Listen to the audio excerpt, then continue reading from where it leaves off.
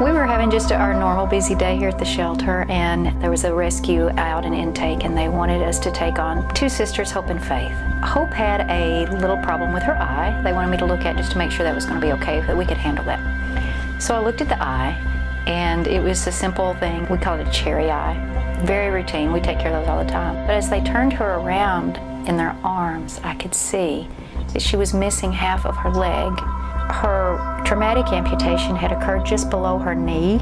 She had tried when she was smaller to use it, which made the whole situation worse. And the leg had atrophied, it kind of withered away because it wasn't something she could use at all. You could tell the way the injury looked that it was a traumatic amputation. So we decided, you haven't had the care you need, but that stops today.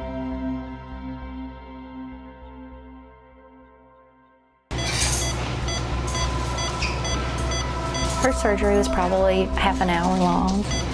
The day after surgery, it was like she felt better than ever, like it was done, I'm fixed. I think she didn't know how bad she felt until she felt better.